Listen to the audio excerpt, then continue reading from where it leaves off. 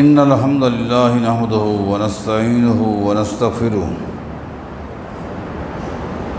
ونعوذ بالله من شرور أنفسنا ومن سيئات أعمالنا من يهده الله فلا مضل له ومن يضلل فلا هادي له وأشهد أن لا إله إلا الله وحده لا شريك له وأشهد أن محمدًا عبده ورسوله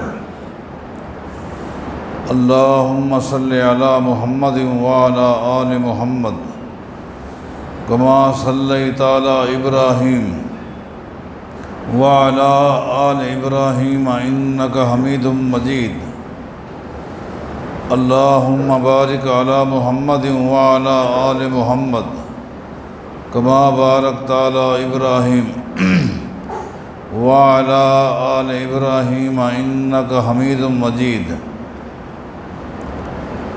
من يطع الله ورسوله فقد رشد واهتدى ومن يعص الله ورسوله فقد ضل وغوى أما بعد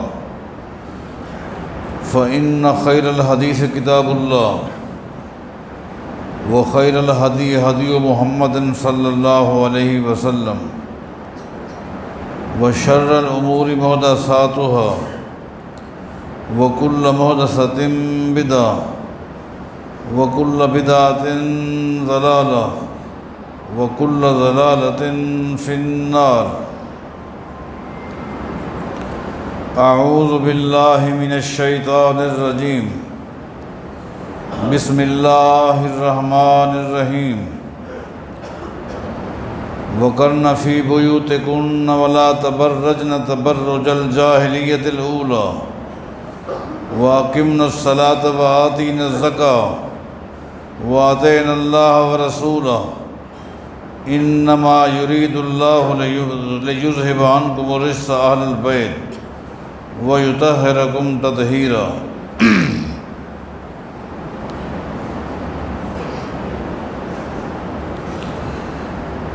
اہل بیت کی عظمت، اہل بیت کا مقام، اہل بیت کی شان دلائل کے ساتھ بیان ہو رہی ہے، اور ساتھ ہی ساتھ اہل بیت کے حوالے سے پائی جانے والی غلط فہمیوں کو بھی دور کیا جا رہا ہے۔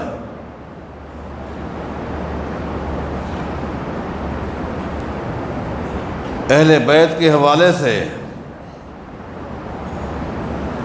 مسلمانوں کے اندر 3 گروہ ہیں۔ ایک گروہ جو اہل بیت کے شان میں غلو کا شکار ہے اور جھوٹی احادیث، من گھڑت روایات کے ذریعے اہل بیت کا جو مقام ہے، جو شان ہے، اس سے بڑھا کر ان کو بیان کیا جا رہا ہے۔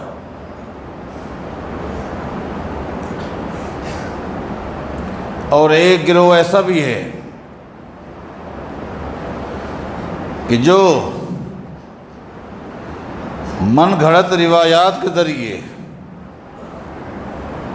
جھوٹی احادیث کے ذریعے اہل بیت کے مقام کو کم کرنے میں لگے ہوئے ہیں۔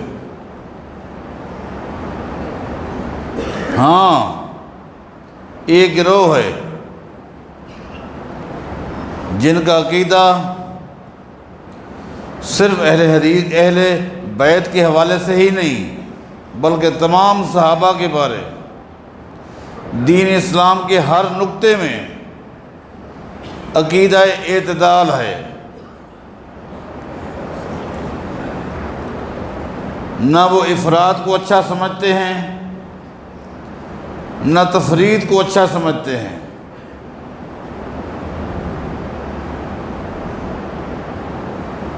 اہل بیت کے حوالے سے بھی ان کا یہی منہج ہے کہ ان کی عظمت و شان کو بیان کرنے کے لیے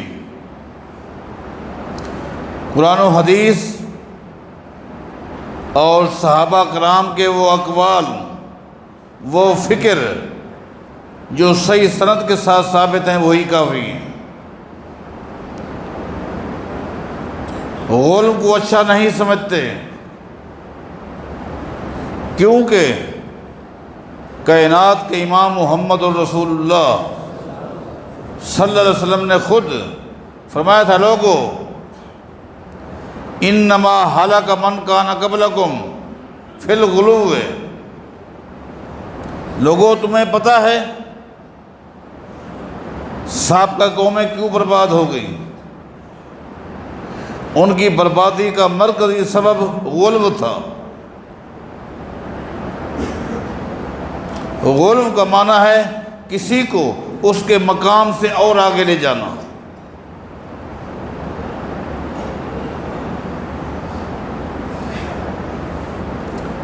اس کی تفسیر رسول کریم صلی اللہ علیہ وسلم کی حدیث میں موجود ہے۔ آپ نے فرمایا تھا، یا ایھا الناس واللہ ما احب ان ترفعونی فوق ما رفعنی اللہ، لوگو میں اس بات کو پسند نہیں کرتا کہ جو مجھے اللہ نے مقام دیا ہے تم مجھے اس مقام سے اور آگے لے جاؤ۔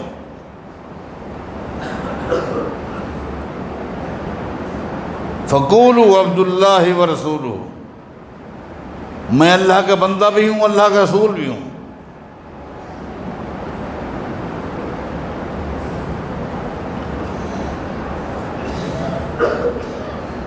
اس سے آگے لے جانا خود نبی علیہ السلام کو پسند نہیں تھا، بلکہ ایک موقع پر ایک فنکشن میں جب نبی علیہ السلام تشریف لے گئے، اس قبیلے کی چھوٹی چھوٹی معصوم بچیاں عربی میں اشعار پڑھ رہی تھیں۔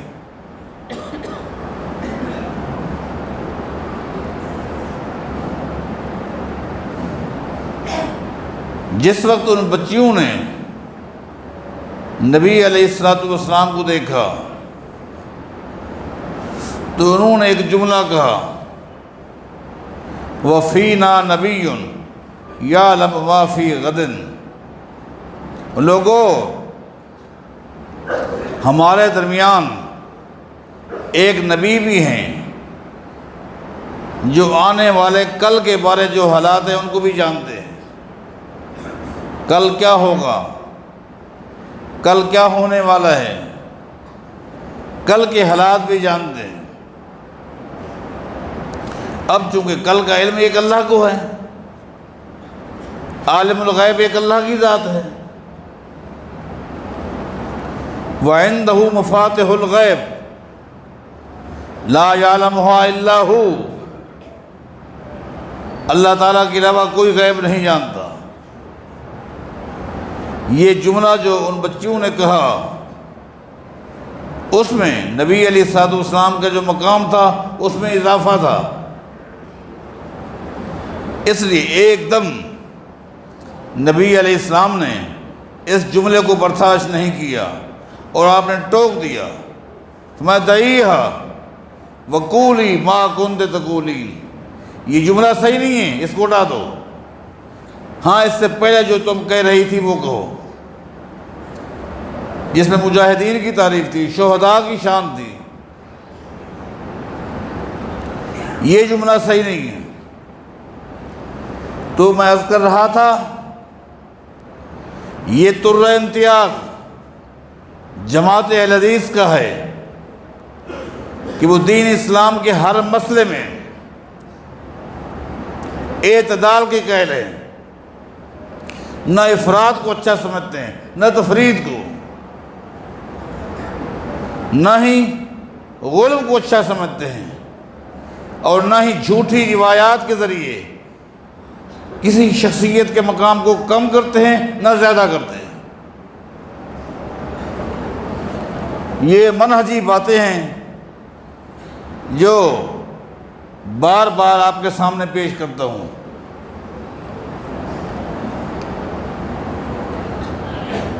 آج جس نقطے پر گفتگو کرنی ہے اس کی میں ضرورت نہیں سمجھتا تھا کہ بالکل باریک باتوں کو عوام الناس کے سامنے لایا جائے، لیکن ہم لوگ بر صغیر پاک و ہند کا ایک حصہ ہیں۔ یہ پٹی بر صغیر پاک و ہند سے تعلق رکھتی ہے، اور یہاں عرصہ دراز تک غلو کا، تصوف کا حملہ رہا ہے، اور بہت بڑی تعداد ہے جو کسی ایک نقطے پر تحقیق کر کے ان فتنوں سے نجات پا کر راہ مستقیم پر آئے ہیں۔ کسی ایک نقطہ ان کے دماغ میں بیٹھا اور وہ حق کی طرف آ گئے۔ آنے کے بعد ماضی کی باتیں جو ان کے دل و دماغ میں ہوتی ہیں وہ آئے دن اپنے اپنے حلقے کے امام کے ساتھ ڈسکس کرتے ہیں، بحث کرتے ہیں، جواب چاہتے ہیں۔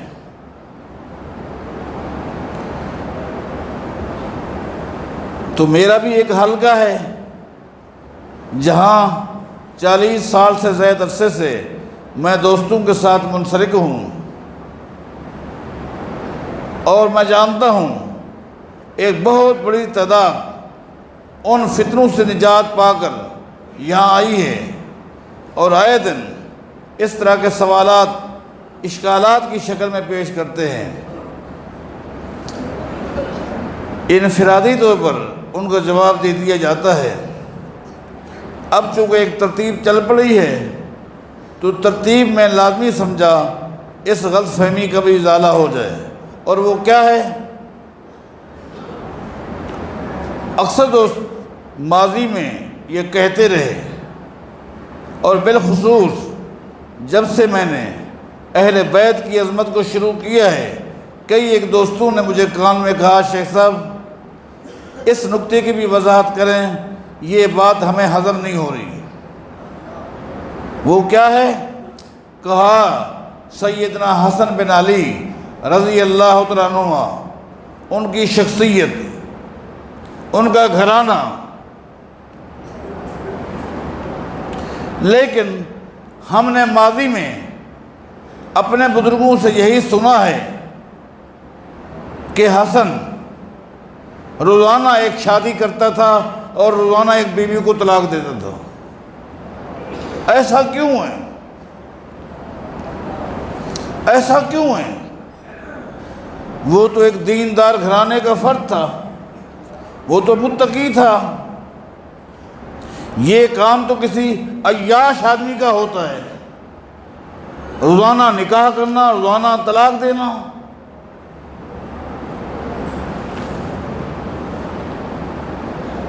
چونکہ اس طرح کی کچھ من گھڑت روایات تھی، میں جانتا تھا۔ آج سب سے پہلے ان جھوٹی روایات میں سے چند ایک آپ کے سامنے پیش کروں گا، اس کے بعد حقیقت کیا ہے وہ آپ کے سامنے رکھوں گا۔ اگرچہ میں نے کہہ دیا ہے اس عنوان کو عوام الناس کے سامنے لانا یہ میرے مزاج کے مطابق نہیں ہے، لیکن بسا اوقات مجبوریاں بن جاتی ہیں، ساتھیوں کو اصرار ہوتا ہے، لہذا حقائق کو بیان کرنا ضروری ہوتا ہے۔ اس حوالے سے آپ نے توجہ کے ساتھ بات سننی ہے نتیجے تک انشاءاللہ آپ پہنچ جائیں گے۔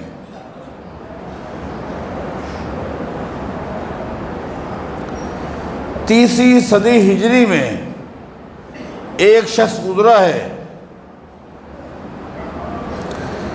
اس کی زندگی کا جب مطالعہ کرتے ہیں تو یوں لگتا ہے کہ رات کو جب وہ بستر پہ سوتا تھا، شیطان ساری رات اس کو جھیٹے جھوٹے بنا بنا کر قصے سناتا تھا اور صبح کو وہ عوام کے سامنے لاتا تھا۔ دلچسپ واقعات ہوتے، عجیب و غریب قصے ہوتے، روز لوگ محسوس ہوتے، محظوظ ہونے کے لیے لوگ آتے۔ اس شخص کا نام ہے علی بن عبداللہ البصری، اس کا تعلق تیسری صدی ہجری سے ہے۔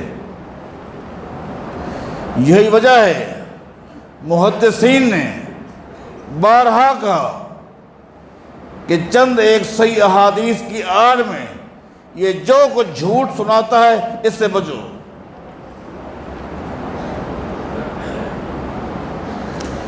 ابن عدی نے کہا یہ چوٹی کا ضعیف انسان ہے۔ لسان المیزان کے اندر اس کی وضاحت ہے۔ میزان الاعتدال میں تو یہ ہے قدم تنا مسلم من روایت عنہ، امام مسلم جیسے محدث نے کہا لوگو اس علی بن عبداللہ البصری سے بچ کے رہو، جھوٹے واقعات جھوٹے قصے سناتا ہے۔ اسی طرح بر صغیر پاک و ہند میں آج بھی ایک مصنف کی کتاب کو اس انداز میں پڑھایا جاتا ہے اور کہا جاتا ہے روحانیت کا یہ خزانہ ہے، روحانیت کا خزانہ ہے، جھوم جھوم کے پڑھا جاتا ہے، سر جھکا کر سنا جاتا ہے۔ اس کتاب کا نام ہے قوت القلوب، ابو طالب مکی کی ہے۔ آج بھی جو لوگ تصوف کی زد میں ہیں اس کتاب کو اس طرح پڑھتے ہیں کہ اس طرح وہ قرآن کریم کو بھی نہیں پڑھتے۔ اس ابو طالب مکی نے اپنی اس کتاب میں، چونکہ بہت بڑا خطیب تھا، بہت بڑا واعظ تھا اور بڑا اپنے آپ کو متقی اور زاہد سمجھتا تھا، بہت بڑا ایک حلقہ تھا اس کا، یہاں کہوں لوگوں کسی کی چرب زبانی پر مت جایا کرو۔ آج بھی ایک بہت بڑا طبقہ ہے اس طرح کے واعظین کے فطروں کی زد میں ہیں،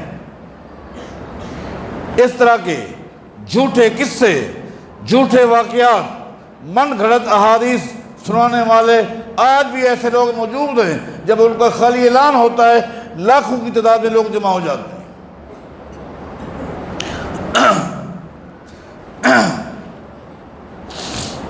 آج بھی لوگ موجود ہیں، لہذا حقائق کی طرف جایا کرو،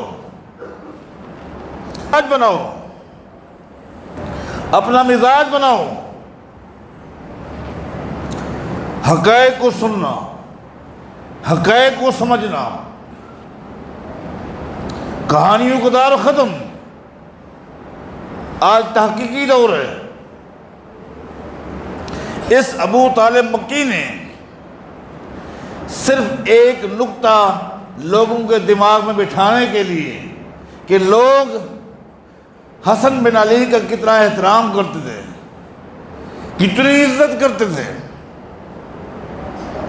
اس نقطے کو سمجھانے کے لیے کتنا جھوٹی روایات گھڑی، کتنی جھوٹی روایات گھڑی۔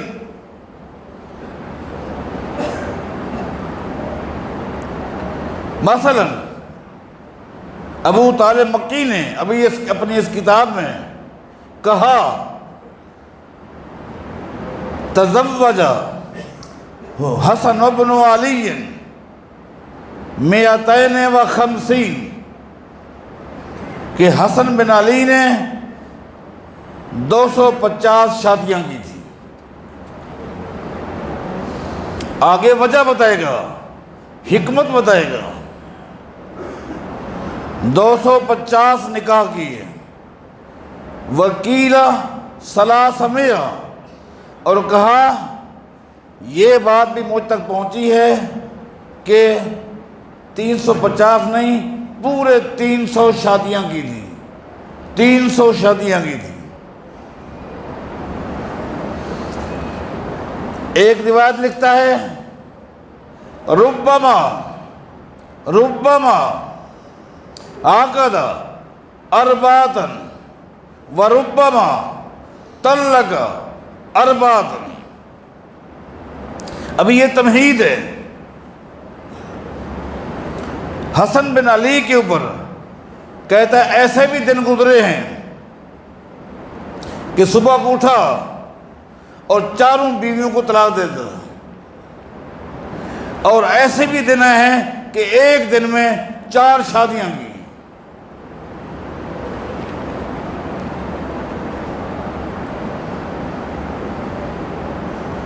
ایک جگہ کہتا ہے حسن بن علی کے ان نکاحوں کو دیکھ کر، ان طلاقوں کو دیکھ کر سیدنا علی ابن ابی طالب رضی اللہ عنہ اتنا تنگ آ گئے، اتنا پریشان ہو گئے، لوگوں کو اپنے بیٹے سے متنفر کرنے کے لیے شادیوں کے حوالے سے، رشتے نہ دینے کے متعلق ٹاپک اٹھایا اور منبر پہ خطبہ دیا۔ کیا کہا؟ لا تزوج الحسن، یہ اس کتاب کے سارے حوالے ہیں۔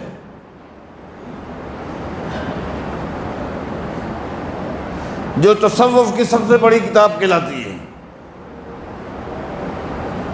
آج بھی صوفیہ جو اپنے آپ کو سمجھتے ہیں اس کتاب سے کیا محبت رکھتے ہیں،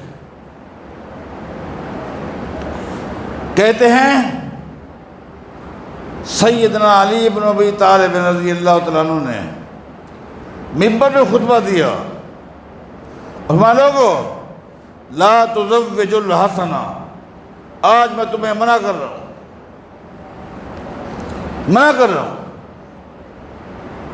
اگر کسی سے اس کی بہن کے حوالے سے، بیٹی کے حوالے سے، عزیزہ کے حوالے سے حسن رشتہ مانگے، لا تزوجوہ، نہیں دینا۔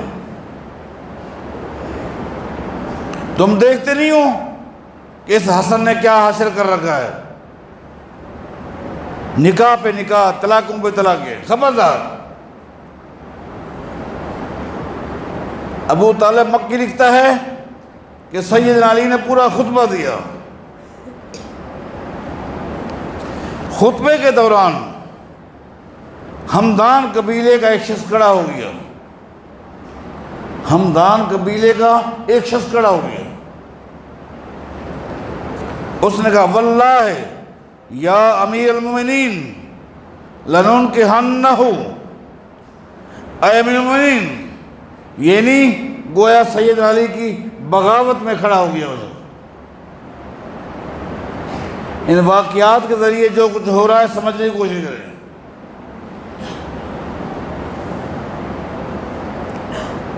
اے امیر المومنین، میں اللہ کی قسم اٹھا کہتا ہوں، یہ شخص کون تھا؟ قال لہ رجل من ہمدان، ہمدان قبیلے کا یہ آدمی تھا۔ آپ منع کریں یا نہ کریں، آپ ہمیں روکیں یا نہ روکیں، آپ کا روکنا، آپ کا منع کرنا ایک سائڈ پہ، حسن جس بھی بچی پر، ہماری جس بھی بیٹی پر، بہن پر ہاتھ رکھے گا، اشارہ کرے گا، ہم اس کے ساتھ نکاح کرا دیں گے، ہم ان کو دیں گے۔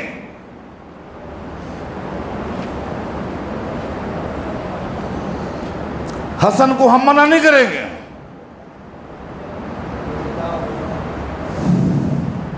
تو آگے لکھتا ہے کہ جب سیدنا علی بن ابی طالب رضی اللہ تعالیٰ عنہ نے یہ دیکھا کہ لوگ اس قدر میرے بیٹے سے محبت کرتے ہیں، ہمدان قبیلے والے اتنا کہ یہ شخص کہہ رہا ہے بھلے روزانہ طلاقیں دے، پرواہ نہیں، ہم اپنی بہنوں کے، اپنی بیٹیوں کے رشتے حسن کو دیں گے۔ کیوں؟ کم از کم حسن کی بیویوں کی فہرست میں ہماری بچیوں کو نام تو آ جائے گا، ہم دیں گے۔ تو آگے ابو طالب مکی لکھتا ہے کہ جب سیدنا علی نے دیکھا تو منبر پہ خوش ہو کر فی البدی ایک شعر پڑھتے ہیں، فی البدی ایک شعر پڑھتے ہیں۔ کون؟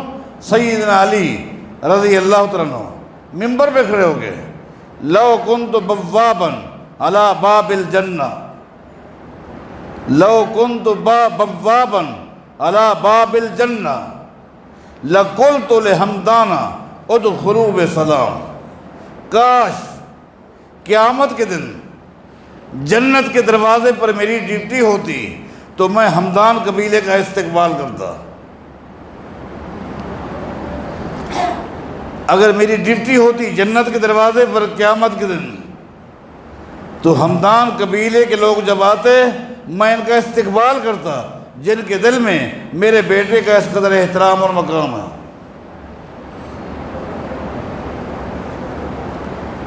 یہ حضرت فرماتے ہیں کہ سیدنا، اب جو بات بیان کر رہے ہیں کہ سیدنا حسن بن علی رضی اللہ تعالیٰ عنہ نے 250 یا 300 نکاح کیے اور طلاقیں دی۔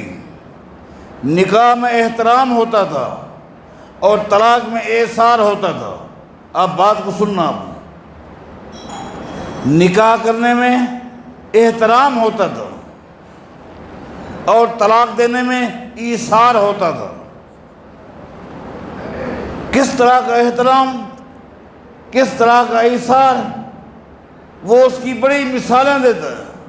مثلا ایک مثال اس نے یہ دی ہے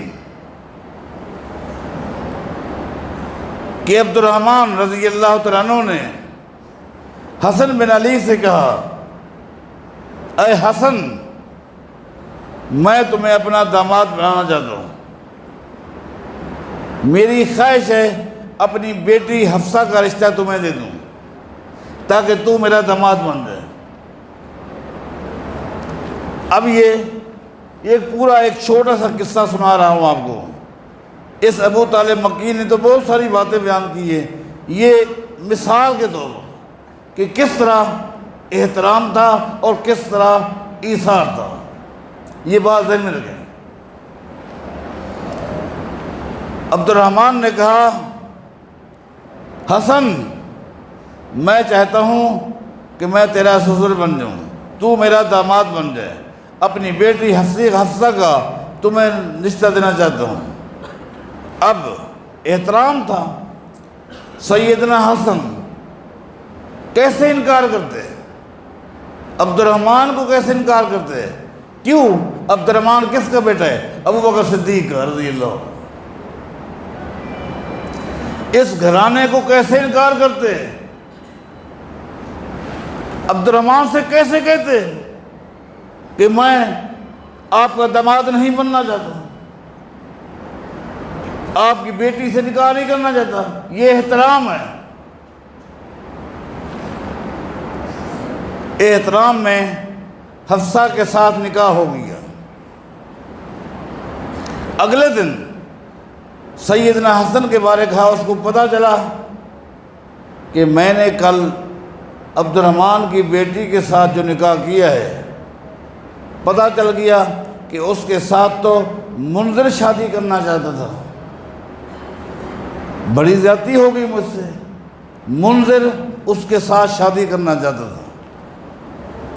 میں نے اس کا دل دکھایا، اس کو تکلیف پہنچائی، مجھے ایسا نہیں کرنا چاہیے تھا۔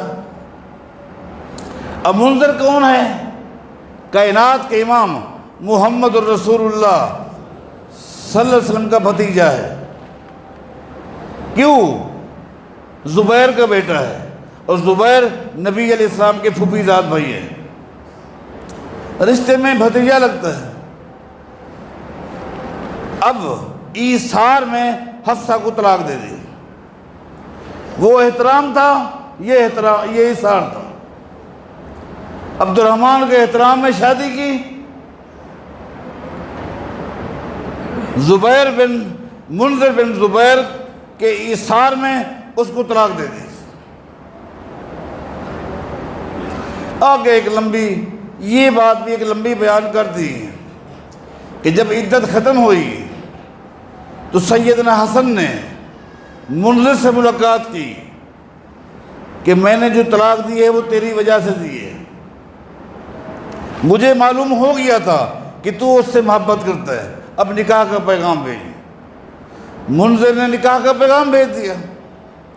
حفصہ نے کہا تیری وجہ سے مجھے حسن نے طلاق دی ہے، اب ساری زندگی بیٹھی رہوں گی، تیرے ساتھ نکاح نہیں کروں گی۔ پھر حفصہ کے ساتھ نکاح کر لیا عاصم نے۔ عاصم کون ہے؟ عمر بن خطاب کا بیٹا ہے۔ نکاح ہو گیا۔ جب نکاح ہو گیا تو کتنی گھٹیا بات اس میں یہ بھی لکھی اس نے کہ منذر نے کہا ٹھیک ہے تو نے میرے ساتھ نکاح نہیں کیا اور عاصم کو تو نے ترجیح دی، اب تیرا بھی جہاں نکاح ہوگا میں تجھے بدنام کروں گا۔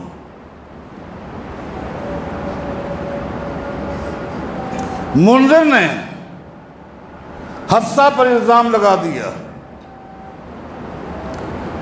جس وقت عاصم کو پتہ چلا عمر بن خطاب کے بیٹے کو اس الزام کا، اس نے طلاق دے دی۔ جب طلاق ہو گئی تو حفصہ کے خاندان والوں نے کہا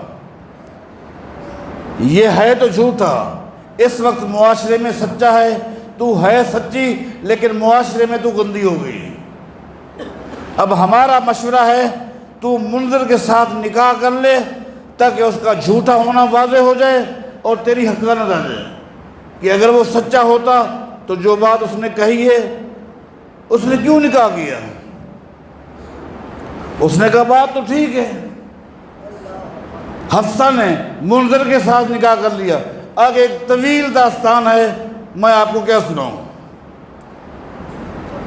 کہنے کا مطلب یہ ہے اس شخص نے جھوٹے قصے، جھوٹے واقعات، من گھڑت روایات پیش کی جن کا حقیقت کے ساتھ کوئی تعلق نہیں۔ آئیے حقائق کی طرف، کیونکہ میں دیکھ رہا ہوں کم از کم یہ نقطہ تو مکمل ہو جائے جسے گزشتہ جمعہ رکھنا تھا، لیکن وقت کو مختصر دیکھ کر میں نے اس کو پیش نہ کیا۔ پہلی بات یہ سنیے، اہل حدیث کا منہج نوٹ کرو، فکر اہل حدیث، منہج اہل حدیث، عقیدہ اہل حدیث، اہل بیت کے حوالے سے مزاج اہل حدیث نوٹ کیجیے۔ سب سے پہلی بات یہ ہے کہ سیدنا حسن رضی اللہ تعالیٰ عنہ حد درجہ اپنے والد کے فرما بردار تھے۔ کان بارن بے ابی، کان بارن بے ابی لا یخالفہ ولا یاسی امرہ۔ یہ محدثین کا مزاج آپ کو بتا رہا ہوں۔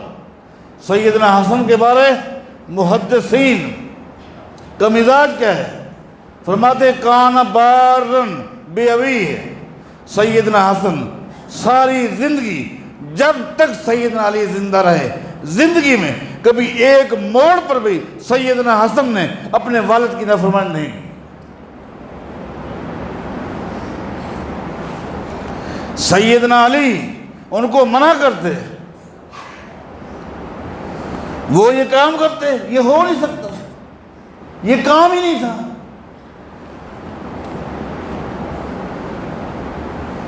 دوسری بات یہ، سیدنا علی نے کبھی منبر تو دور کی بات ہے،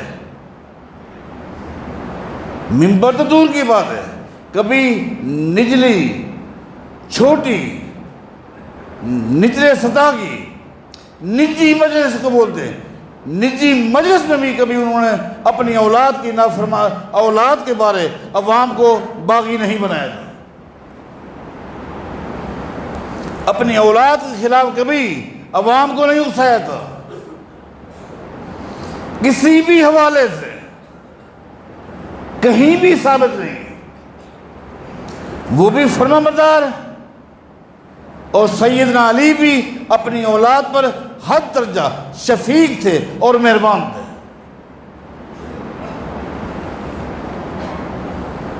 ان باتوں کا حقیقت کے ساتھ 1% بھی تعلق نہیں ہے،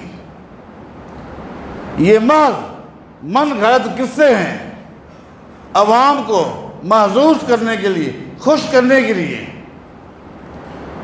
صرف اس بات کو بتانے کے لیے کہ دیکھیں عوام سیدنا حسن سے کتنی محبت کرتی تھی، کتنا احترام کرتی تھی، اس کے لیے قرآن و حدیث کم تھا۔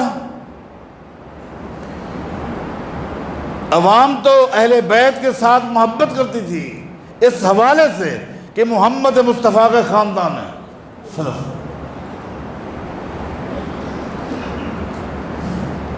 حسن حسین کے ساتھ امت روز اول سے لے کر قیامت تک محبت کرتی آئی ہے، کر رہی ہے اور کرتی رہے گی۔ کیوں؟